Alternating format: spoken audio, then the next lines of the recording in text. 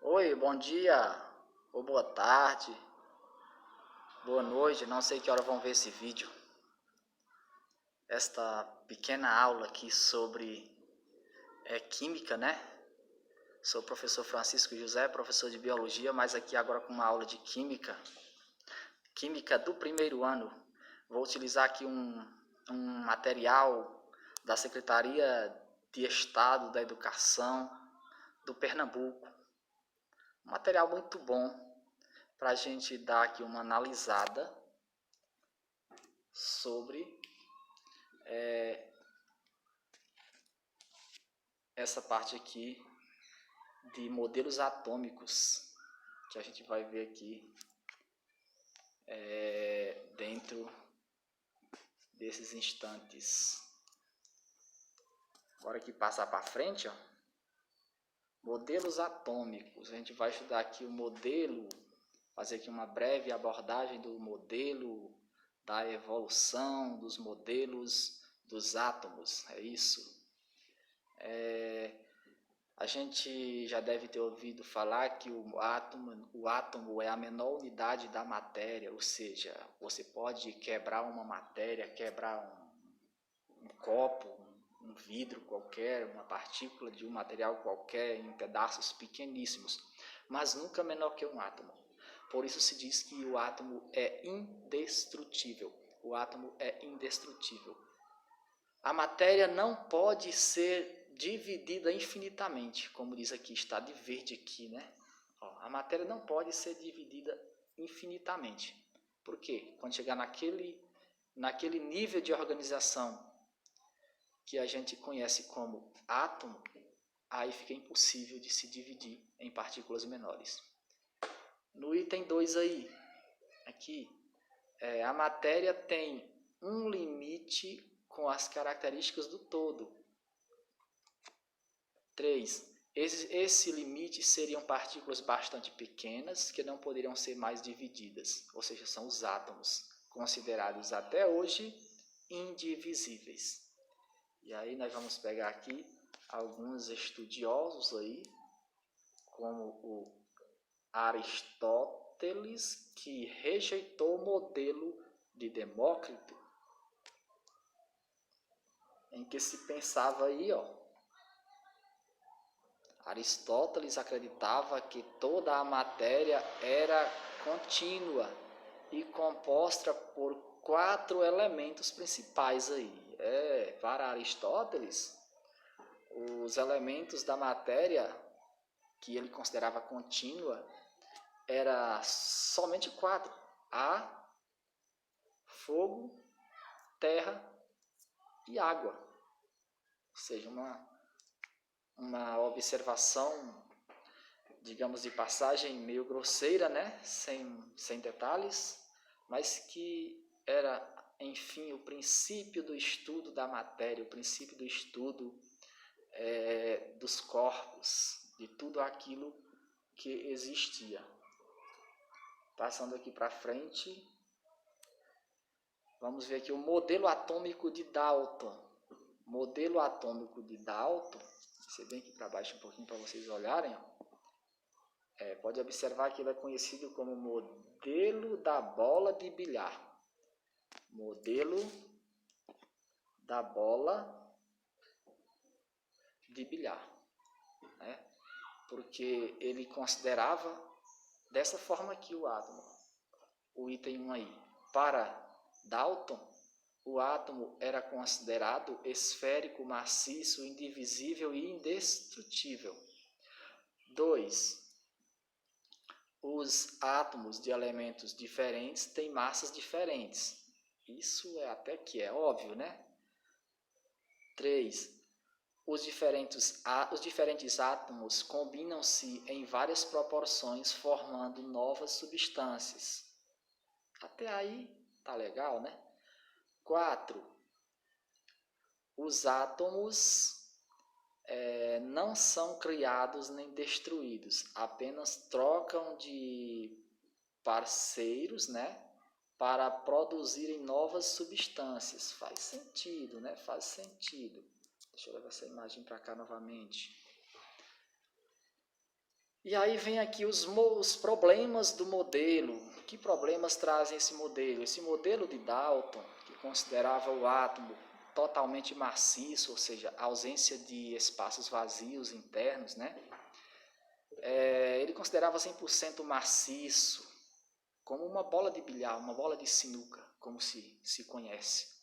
E aí eis aqui um dos problemas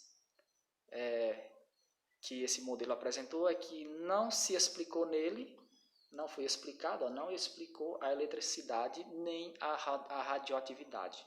Ou seja, Dalton não quis saber de explicar, nem sabia explicar sobre a eletricidade, nem muito menos a radioatividade. Aí veio aqui o Thomson, o modelo atômico de Thomson, conhecido como modelo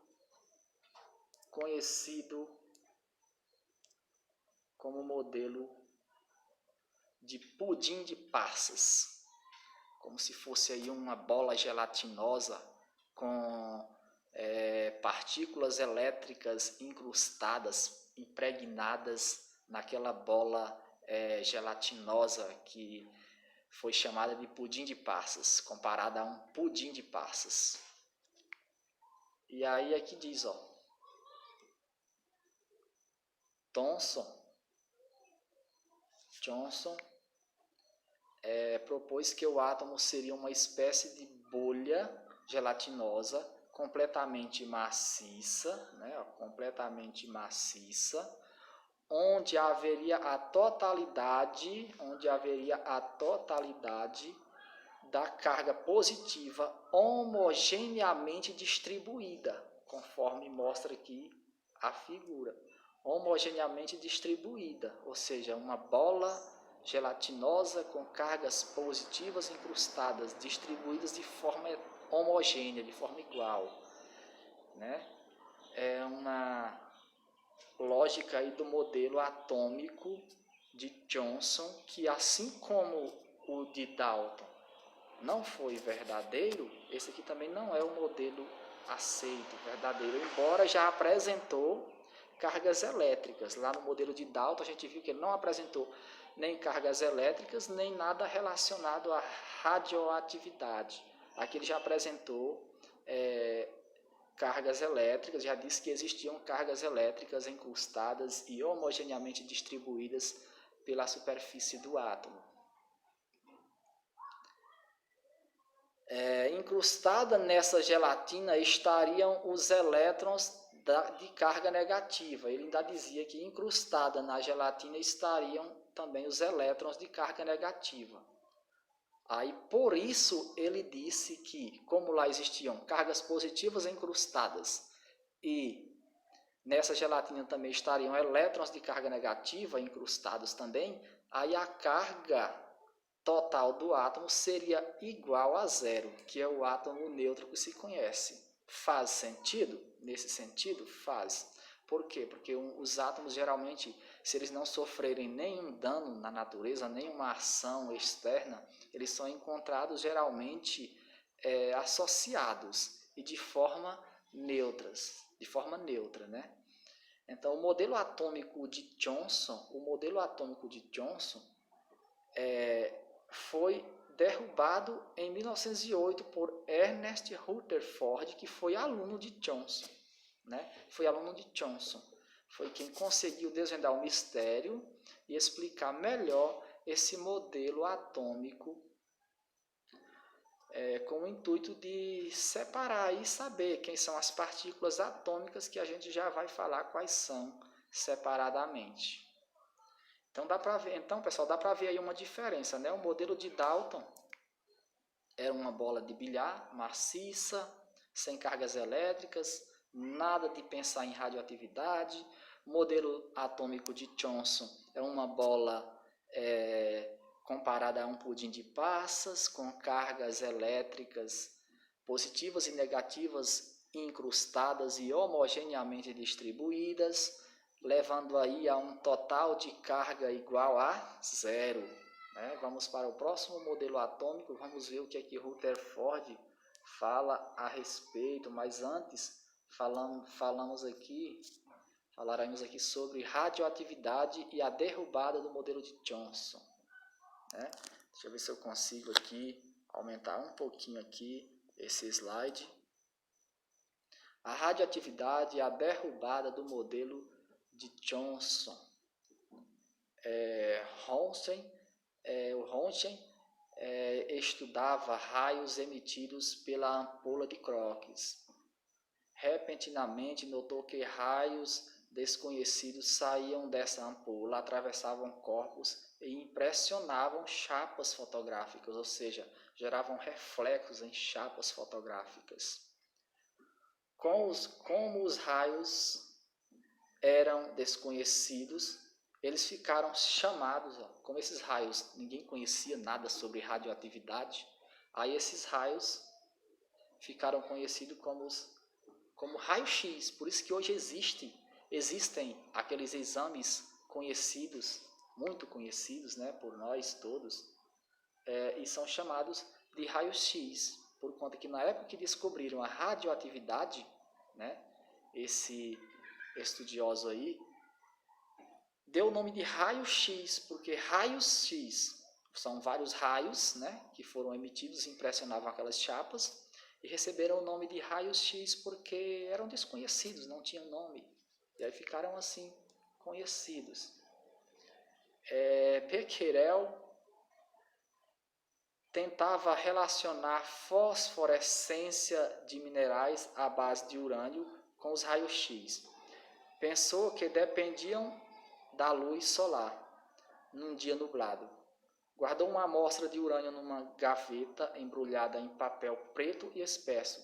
Mesmo assim embrulhado, pessoal, mesmo assim revelou uma chapa fotográfica. Mesmo assim passou raios X desconhecidos para a chapa fotográfica. Iniciava ali naquele momento, inicia-se nesse momento, que é um presente histórico aí, falando aí de um presente histórico, inicia-se, portanto, os estudos relacionados à radioatividade, né? O aparecimento da radioatividade que não foi tratada por Thomson nem por Dalton, mas por esse Henri Becquerel. Vamos aqui ao modelo atômico de Ernest Rutherford.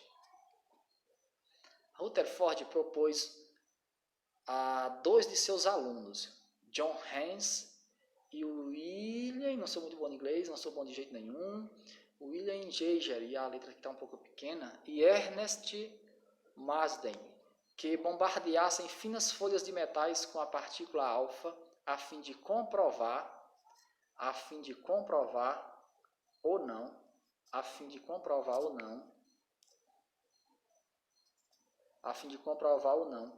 né, a validade do modelo de Thomson.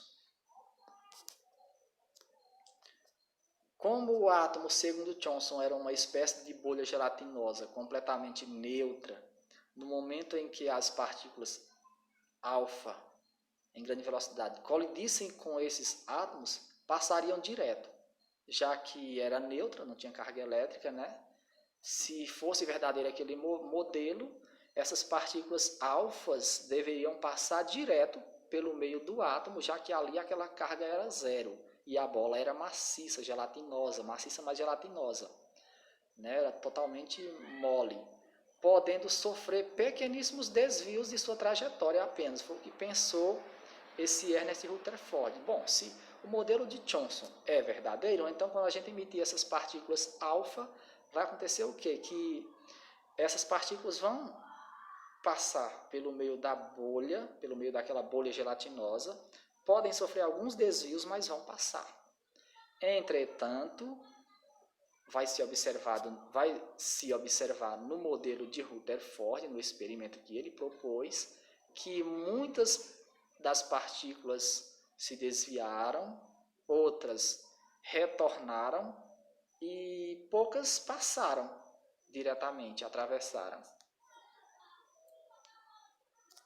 Caso o modelo, né, confirmando o que a gente falou, caso o modelo, só um pouquinho, caso o modelo de Thomson estivesse correto, todas as partículas deveriam passar direto e algumas iam sofrer pequenos desvios, mas iriam passar, né, pela folha. Iriam passar pela folha aqui que ele propôs que fosse colocada. Aí, mas o que foi observado nesse experimento? Tá vendo aqui que aqui dá para a gente observar, ó, dá para a gente observar aquela mesma folha lá, né, de ouro lá, que foram emitidas as partículas alfas, e o que foi observado é que algumas passaram, mas de forma diferente. Umas passaram direto, né? Outras passaram com desvio e outras não passaram, retornaram. Então isso intrigou ele a não acreditar mais que o modelo de Thomson era verdadeiro, porque a maioria das partículas alfa atravessaram a lâmina de ouro sem sofrer desvios. Algumas partículas alfa sofreram desvios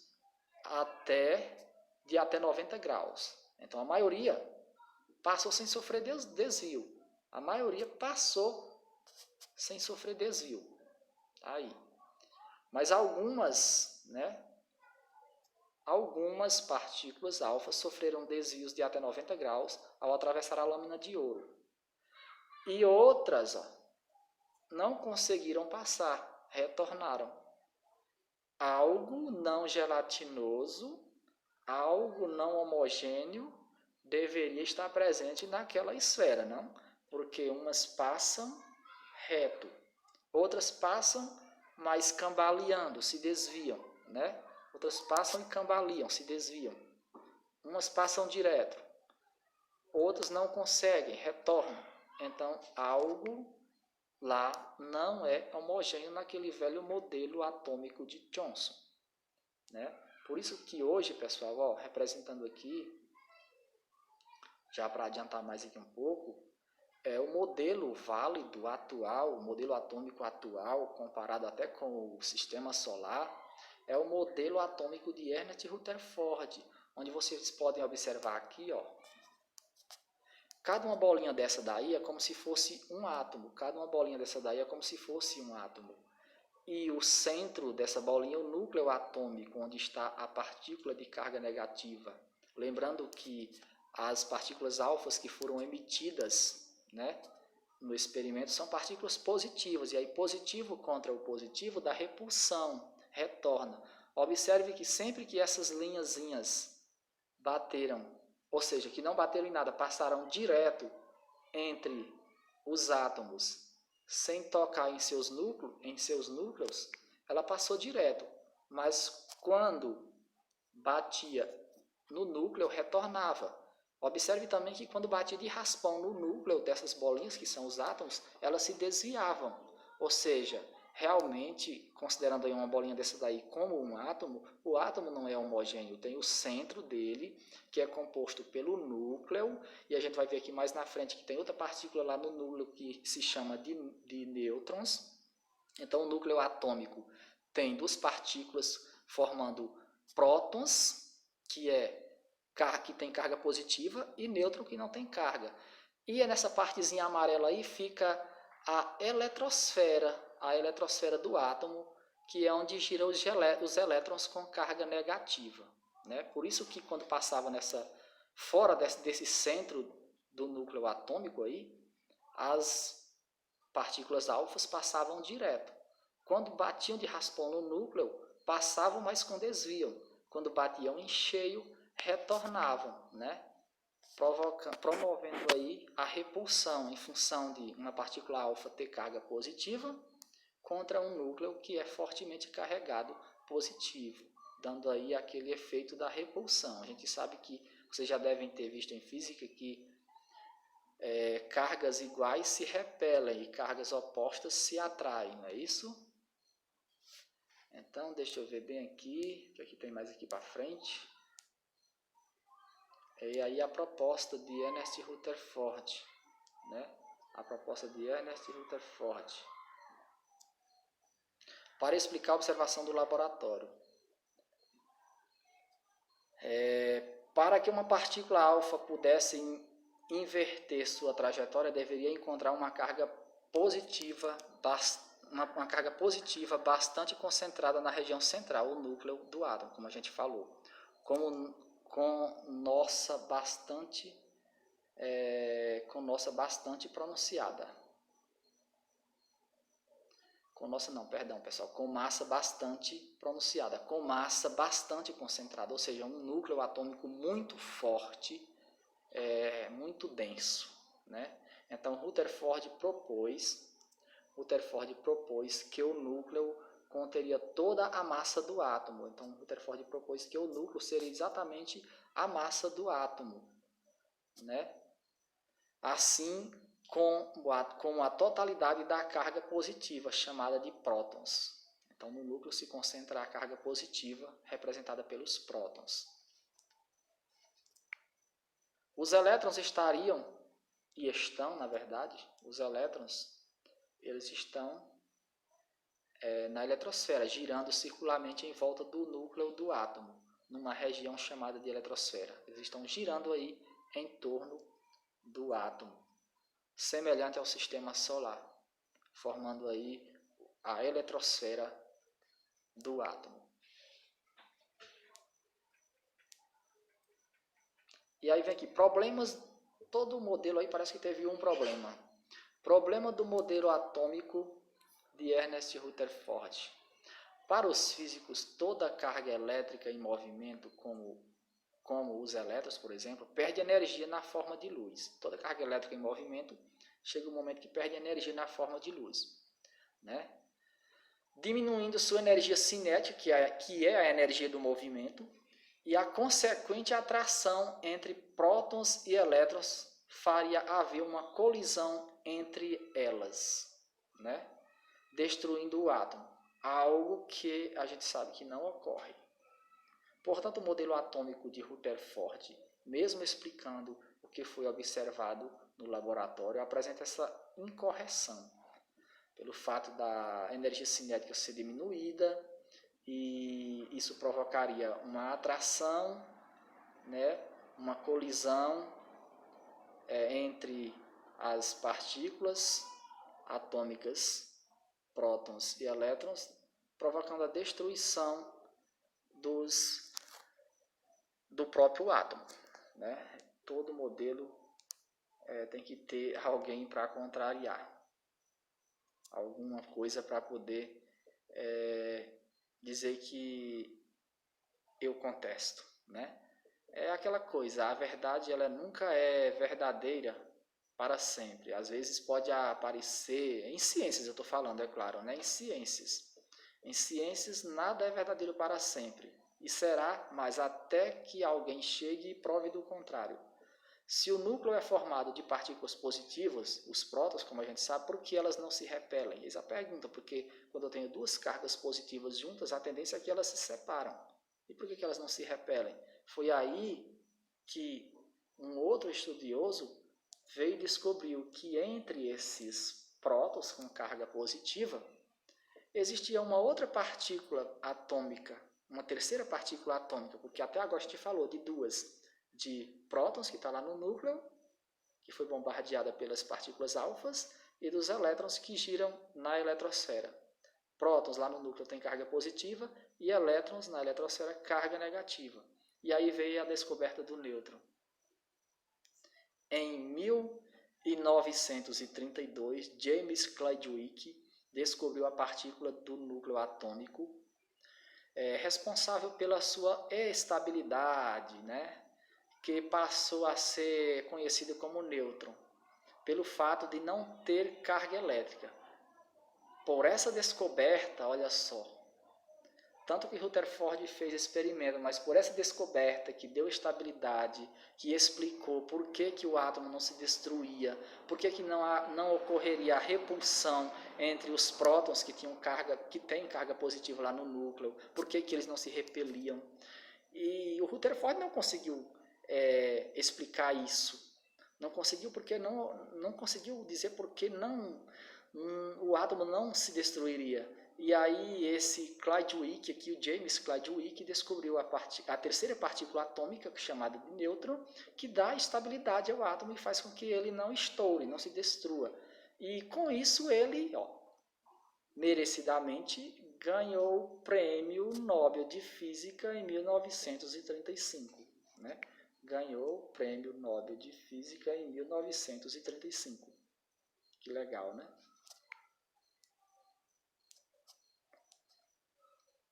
E aí vamos aqui identificar as partículas, para ficar claro para vocês aí, fazer as atividades, dar uma estudada, né? Então temos aqui já o átomo, depois de todos os problemas resolvidos, já se sabe que ele não se destrói mais.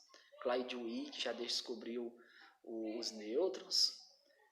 E nós temos aqui as partículas atômicas, as três partículas atômicas, os prótons com carga positiva, os nêutrons junto com eles lá no núcleo, aí forma o núcleo do átomo, próton e nêutron aqui no núcleo, próton com carga positiva e nêutron sem carga, e os elétrons, né? Os elétrons girando aqui, na eletrosfera, em volta do núcleo atômico. Essas são as três partículas atômicas que existem até hoje, né?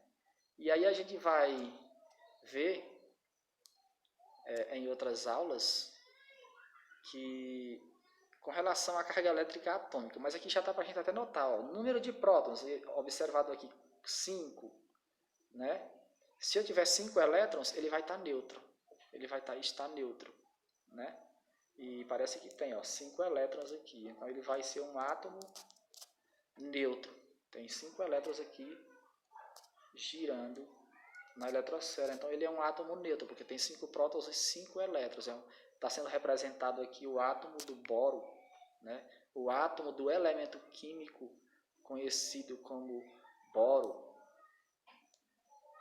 E mais na frente a gente vai estudar aí as cargas elétricas e a gente vai ver que o número de prótons é representado pela letra Z, que o número de massa do átomo é representado pela letra A e que o número de elétrons é representado pelo E, né? Embora a gente não representa no símbolo do elemento o elétron do átomo, mas vai ficar subentendida a carga elétrica em função de observações que a gente vai fazer.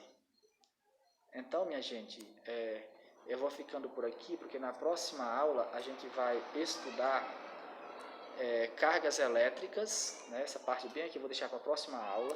A gente vai estudar cargas elétricas, onde a gente vai ver novamente as partículas atômicas, né? Vai ver o número de massa do átomo, o número atômico do átomo, e quando que um átomo está neutro, quando que ele não está neutro, quando que ele é classificado como um íon, quando que esse íon é classificado como ânion ou cátion. Isso é um conteúdo que a gente vai ver na próxima aula, nesse mesmo slide, sobre átomos, entenderam? Beleza? Então fica até a próxima aula aí para a gente concluir essa parte aqui de estrutura atômica. Muito obrigado mais uma vez pela atenção, espero que vocês consigam resolver todas as atividades de vocês com essa microaula e que Deus abençoe, não fiquem desmotivados, que vocês conseguirão. Então até a próxima aula, tudo de bom para vocês.